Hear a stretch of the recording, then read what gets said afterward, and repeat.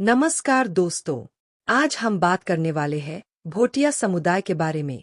भोटिया कौन है, इनका इतिहास क्या है और यह किस श्रेणी यानी एससी, सेंट या ओबीसी में आते हैं। तो चलिए बिना देर किए शुरू करते हैं। सबसे पहले बात करते हैं भोटिया समुदाय के परिचय की। भोटिया एक पारंपरिक हिमालयी जनजाति है। ये मुख्य रूप से उत्तराखंड, उत्तर प्रदेश और हिमाचल प्रदेश के उच्च पहाड़ी क्षेत्रों में रहते हैं। भोटिया शब्द तिब्बती भाषा के भोट शब्द से आया है, जिसका अर्थ होता है तिब्बत या तिब्बती। इनका जीवन हिमालय की कठिन परिस्थितियों में कृषि, पशुपालन और व्यापार पर आधारित रहा है। अब बात करते हैं इतिहास की। भोटिया समुदाय का इतिहास बहुत पुराना है।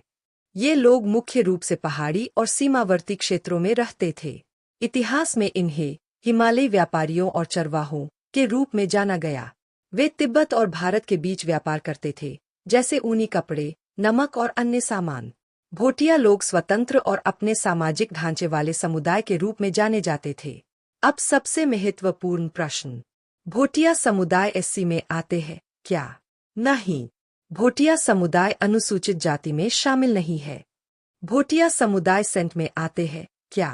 हाँ, भोटिया समुदाय को भारत सरकार के अनुसार शेड्यूल्ड ट्राइब यानी अनुसूचित जनजाति सेंट के रूप में दर्ज किया गया है। यह मुख्य रूप से उत्तराखंड राज्य में लागू होता है। भोटिया समुदाय की वर्तमान स्थिति की बात करें। आज भोटिया समाज शिक्षा, रोजगार और पर्यटन में तेजी से आगे बढ़ रहा है।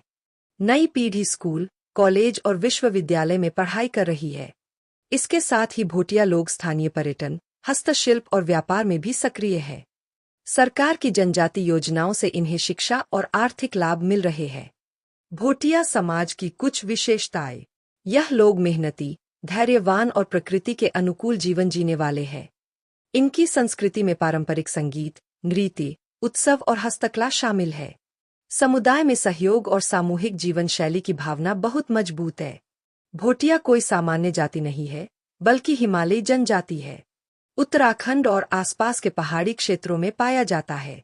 भारत सरकार की श्रेणी में भोटिया समुदाय सेंट यानी अनुसूचित जनजाति में आता है। आज भोटिया समाज आधुनिक शिक्षा, रोजगार और सांस्कृतिक पहचान में तेजी से आगे बढ़ रहा है। अगर आपको जानकारी उपयोगी लगी हो तो चैनल को सब्सक्राइब करें। धन्यवाद।